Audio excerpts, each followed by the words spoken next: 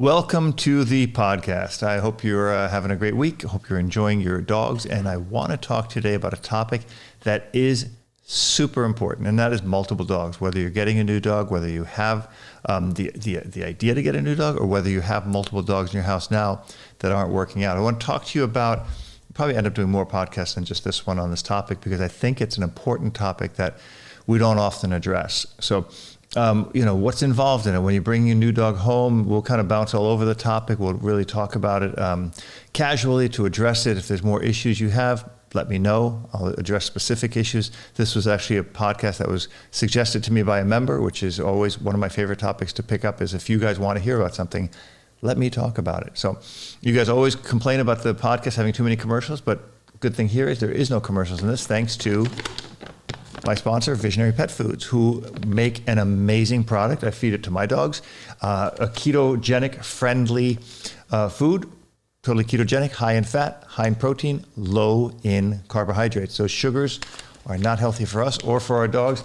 They make 3 products that I really love. There's a kibble, there's a frozen patty, raw frozen patty, and there is something that I just really love, and that is these keto, you see the top of the bag is ripped open.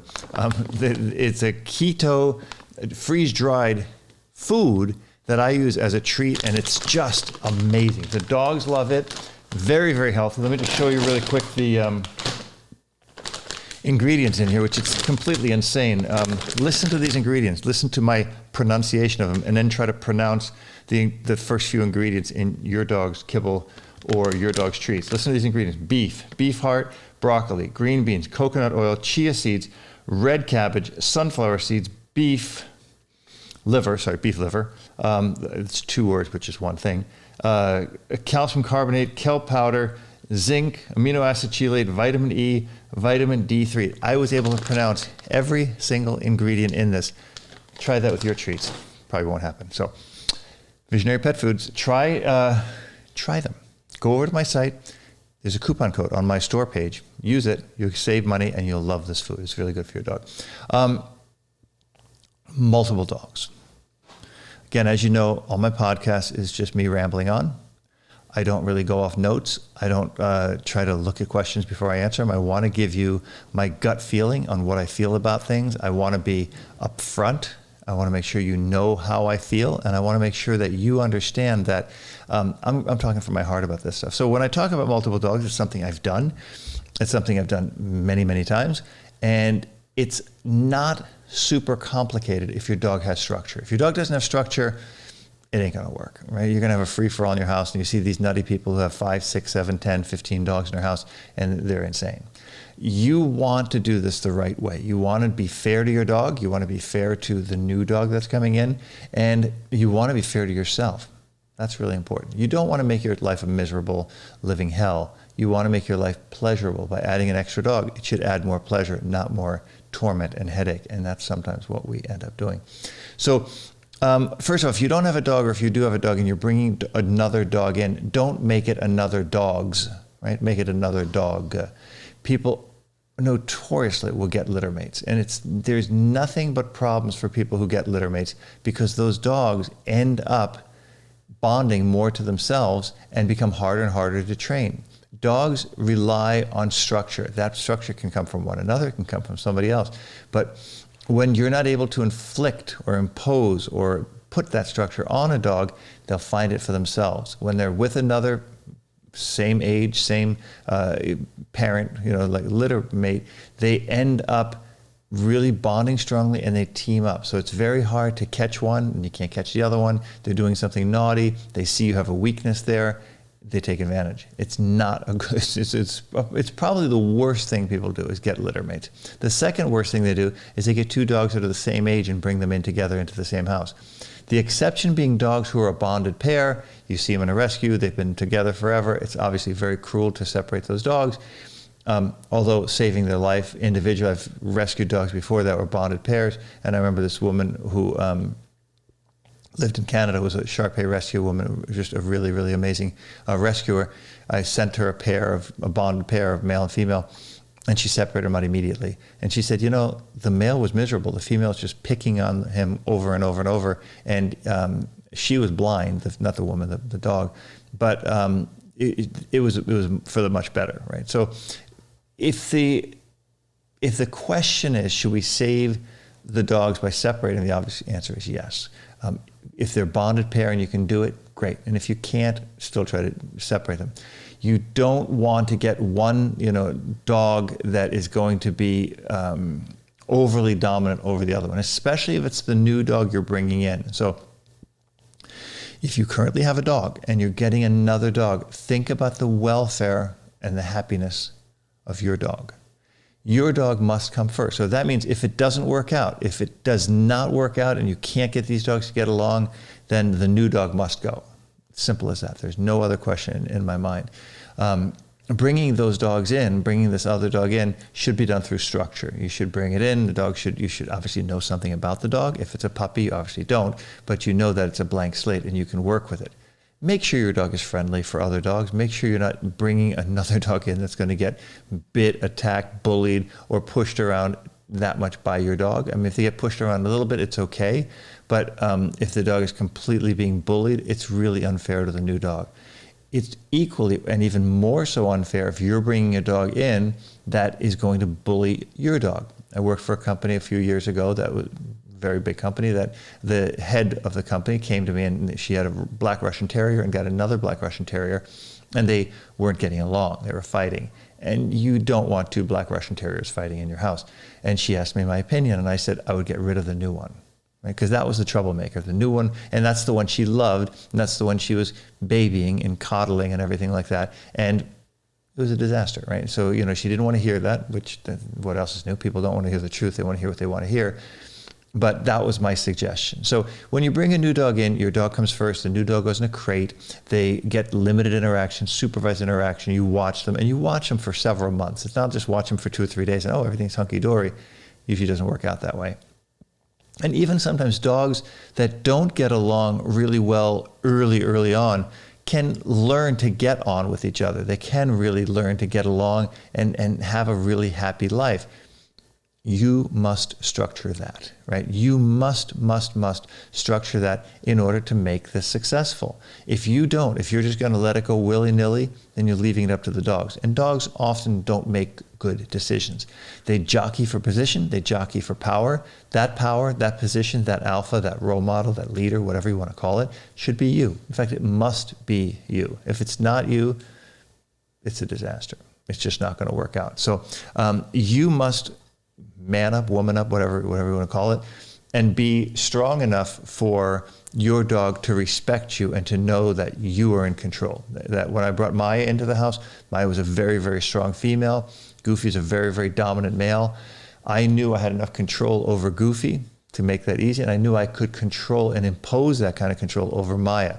They were almost the exact same age, so that it's a little harder that way. It's always better to bring a younger dog in, with the exception if you have a very, very old dog that's frail.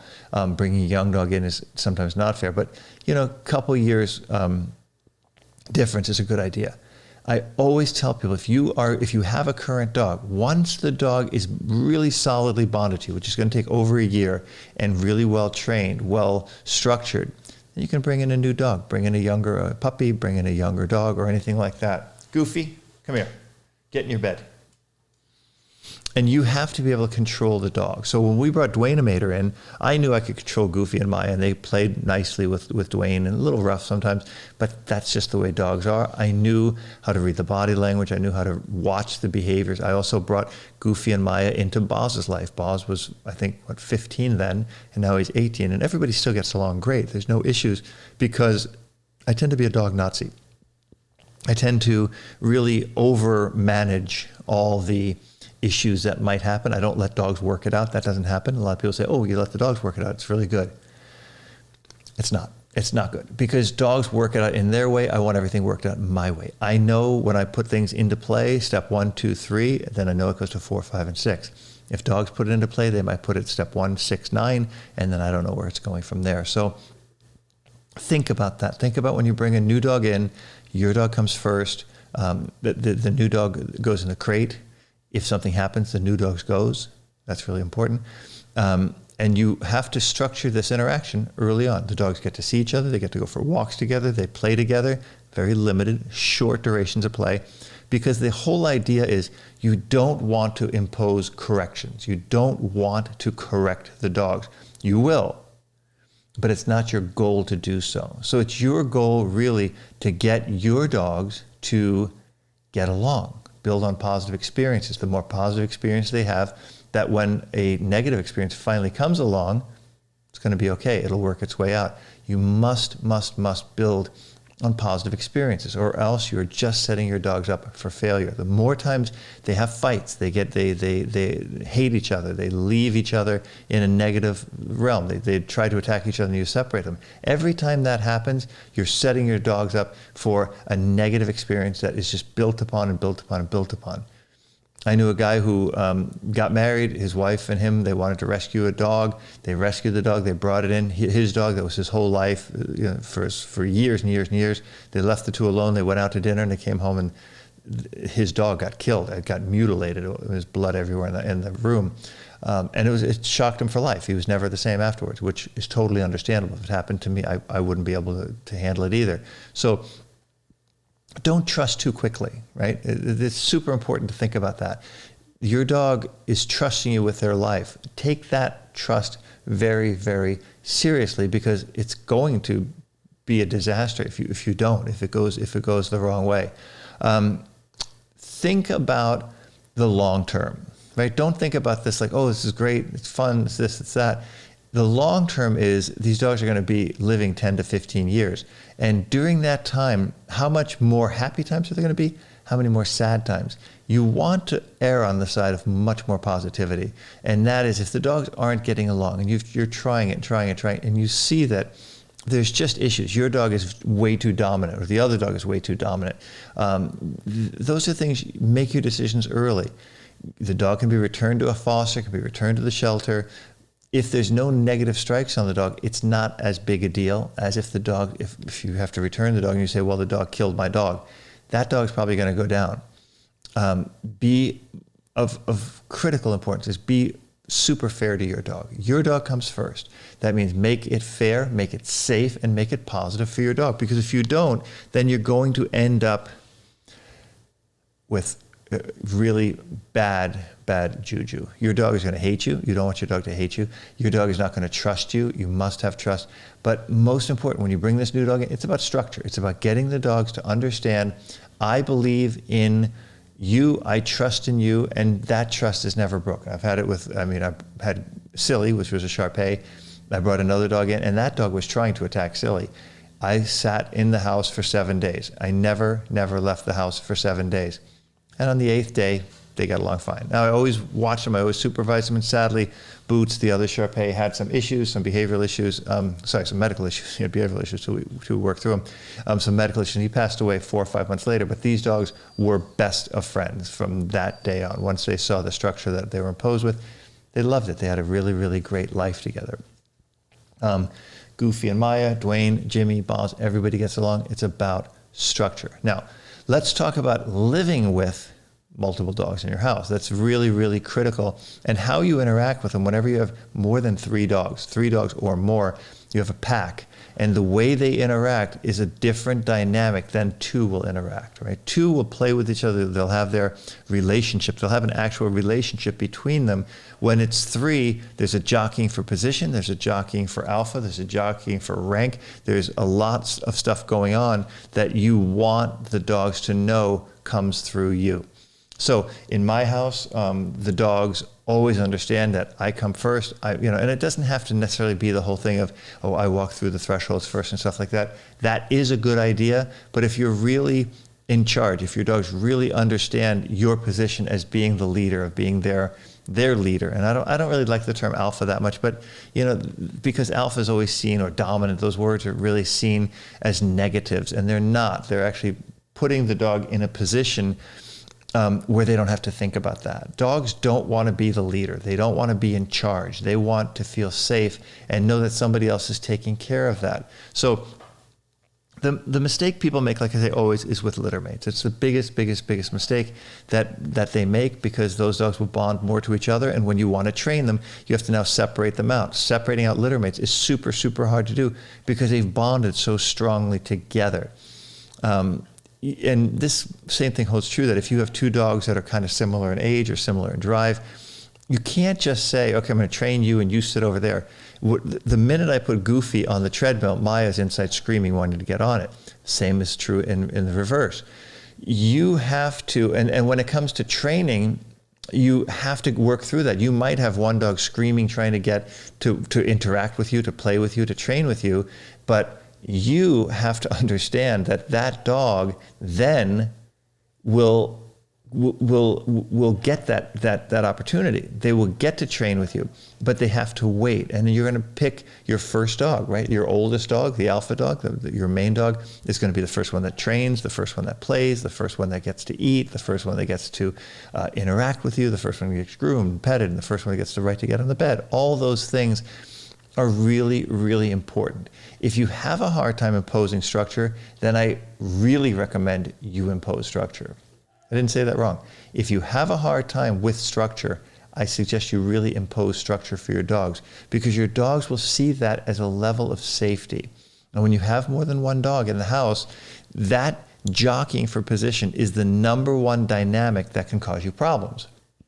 So if you don't impose structure and you let the dogs have a free-for-all, they'll work it out, but they'll work it out in their way, and that's something you're not really going to understand. And when that happens, then you have a problem. You have dogs that are doing behaviors that are getting into conflicts that they can't resolve. But if you put everything down, you lay down the law, it's something you understand. You are guiding them along. It's like following a map. If we go this way, we take a left at the fork, we take a right here, we know where we're heading. But if we just go at random, we're going to end up somewhere that we have to kind of figure out how to get out of. Follow the path. Set yourself a path. Your dogs must follow your orders. They must wait to eat. They must wait to play or train or whatever it is. They must listen to you, and you must impose an order. That order is critical, right? For example, I'll give you a great example. People always say, how did you get Boz and Goofy to get along, or Maya, or whoever? Really simple. First of all, my dogs were trained first. Before I bring a second dog into my house, or a third dog, or whatever, I make sure that the preceding dogs are trained. For example, Jimmy was really well trained before Dwayne came in. Boz was really well trained before Jimmy came in. That was a funny story in there, but I'll let Janet tell you that at some point. Before I brought Maya in, Goofy was very well trained. So they had an immense structure that they understood already before they ever had to meet another dog. And that in and of itself is a much easier way for dogs to get together, to live together, and to stay together, because you want them to stay together. You don't want to bring a dog in, it doesn't work out, and then the dog leaves, and get another dog, and then that dog leaves. Before you bring a second dog in, make sure you have a really solid bond with your first dog. Opposite sexes are always going to be a little bit easier to work on. Make sure your dog doesn't have any behavioral issues. Make sure your dog doesn't have dog aggression, or super fearful, or super high drive, and then you're bringing in a dog that can't handle that drive. Try to match the playing field with a somewhat of an equal dog. If you have a medium drive dog, get another medium drive dog. If you have a super low drive dog, bringing in a really high drive dog can be really problematic, and same the other way around. You gotta kind of play the matchmaker and try to find a dog that's going to work out for your dog. If you have the opportunity to foster, to meet these other dogs at a neutral place and watch them interact, those are all really nice things, but you must structure the interaction. Had a client who had a German Shepherd. He had 3, and then 2 of them died, and he had 1 left, the youngest one, and he wanted to get a female for him. And he consulted with me. I said, you got to put the dog in a crate, the new dog in a crate. He didn't want to do it. He said, I'd never done it that way before. But they weren't getting along. The male was very dominant over the female. He was afraid he would hurt her. And he could have, because it was a big male and the female was relatively small. So I finally convinced him to do the crate. I said, for 7 days, this is what you got to do. And now it's absolutely fine. You're going to look for the neutralizing of the behaviors, right? So the whole stalking or hyper playing is going to go by the wayside. And you're looking for these dogs to kind of I call it sleeping next to each other through a crate. Just settling down, just chilling out, whether they're lying down, whether they're looking at each other, not looking at each other. But when they both lay down next to each other, that's something I see with Maya and Bosman all the time. When Boz is in his crate, Maya will lay next to his crate. That's how I know they've bonded. They choose to be closer to each other when they have the option to go away. It's most definitely always best done with a crate. Without a crate, it's a crapshoot. Not something I do. I always use a crate. And remember, when you live with multiple dogs, you have to.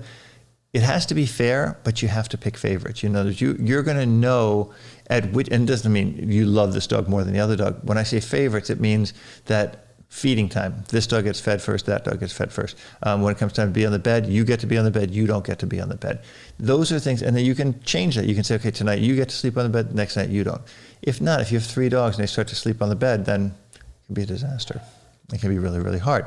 So all these things you want to think about really, really mean the world to the dogs because you want the dogs to have a good life. All the things I tell you to do with your dog are really meant only for one reason, and that is to make your dogs happy, to make your dogs stay together and to have a really fulfilling, happy life for their entire life, not just for the next couple months. And that's what you got to think about when you bring dogs together. You know, training dogs together is not something I do. I always keep one separated. Now, Janet has a really great way where she'll tie one dog off to a pole and obviously on a loose leash and train one, and then the other one gets to train. And I've seen people do it, and I think it's really fantastic, and maybe I'll do it at some point. But for the most part, I really want an intense focus with my dog. So I don't have the opportunity to look back and, are you okay? Or is she still there? You know, I don't really want to be doing that. So it's a lot harder. Janet's a great trainer. She can do that with her dogs. She's not dealing with as much drive, except with Dwayne, sometimes she is. But it's something that's up to the individual. Think about it. Think about this whole plan before you bring the other dog in. Because bringing a second dog, a third dog, and remember, the third dog forms a pack. So that dynamic really changes. If you have 2 dogs and you bring a third dog in, you can have a real serious jockeying for position of those 3. And sometimes 2 will gang up on the other one, and then sometimes your one and your new one, and then one of your other ones will gang up on the third one. That's what you got to really, really watch. It's easy to settle things between 2 dogs. Very difficult to settle things between 3, 4, and more dogs. And again, with my work with Bound Angels in the shelters, we did a lot of play groups and stuff. It can become problematic. It can become really, really a hard thing to settle on. And you got to man up or woman up or whatever you want to call it nowadays. I don't know what the political term is. To be strong enough, right? To be strong enough to give your dog what they need, and that is structure. Dogs thrive on structure. They cave, they crush without it. They just can't handle it. That's it. So it doesn't matter what kind of dog you have, Golden Retriever, Pit Bull, Rottweiler, Labrador, Shepherd, whatever it is, they need structure. So as you've noticed, this entire podcast was brought to you commercial free, and it was brought to you commercial free by my friends at Visionary Pet Foods. Visionary Pet Foods is a really healthy diet, a ketogenic diet. If you don't know about ketogenic, read up on it, and you're going to read good things and bad things. I can tell you that my dogs have thrived on a ketogenic diet. This is their kibble, which is very, very low carb, high protein, high fat. Dogs get their energies from fat. Think about it in the wild. Dogs don't really eat potatoes and stuff like that. They eat animals, and animals consist of proteins and fat. And that's really what they get. So yes, dogs have co-evolved, and they now eat carbs, and some can. I prefer a very low-carb, high-protein diet, Visionary Pet Food. Go to the store on my site, robertcabral.com, and use your coupon code to get started and try this really, really great ketogenic pet food. I think you're going to like it. So let me take a couple questions, and then we'll wrap up the podcast. Again, thank you to ketogenic Visionary Pet Food. Visionary Pet Food is the ketogenic food. It's the ketogenic diet. Thank you for sponsoring the podcast. It means a lot. First question goes out to Julio Alvarado, who says, greetings from Peru. I need some advice on what's the right way to introduce my new rescue dog, who I owned for 1 year, pity mix, properly trained, high prey drive, blah, blah, blah, blah, blah. And my girlfriend's dog, Peruvian orchid dog, anxious, follow some basic commands in some situations, not as prey drive, never been crated, and her family offers no structure. You know it's going to be a problem. Both of them are similar age, 5 and 6, both female and spayed. So see, 2 females is super, super, super hard. Okay, Julio intends on want to move in next year. This is probably an old question. I hope you're already moved in. I hope you're in love, and I hope everything worked out. The problem is that my girlfriend's dog knows me since she was 3 months old and has a close bond with me, but so does my new rescue dog. The plan is to do whatever needs to be done regarding training to make this work, but have no hopes on my girlfriend's family habits to change. So the question is, when the time comes and both of them live together, which one should come first, eat first? Well, since you've raised this is a very, very interesting and unique situation, but you're going to probably have to pick if you're both moving into a home, then they'll come first, but you'll have to impose a structure. So in other words, like what I do with Jimmy and Goofy, because they're very similar, and they're both what I would consider the alpha dogs, although Maya is the alpha because she runs the show, but she's a little nutty sometimes, so we have to structure her more. So like during feeding times, for example, I always put the dogs in a sit stay now, and I put the food down, and I'll first call Jimmy, then I'll call Goofy, and then the next time for dinner, I'll mix it up. I'll call Goofy and then Jimmy. So that's one thing you can do. Make sure they have solid obedience. You're going to have to impose the structure on your girlfriend's dog. That's just the way it's going to be. There's no other way around it. You must impose that structure. That they listen, and when they don't, you can correct them. It's not that, it's a unique situation because you have a dog and she has a dog, you're moving in together. I would really focus on imposing much more structure on the dog that doesn't have the structure. 2 females,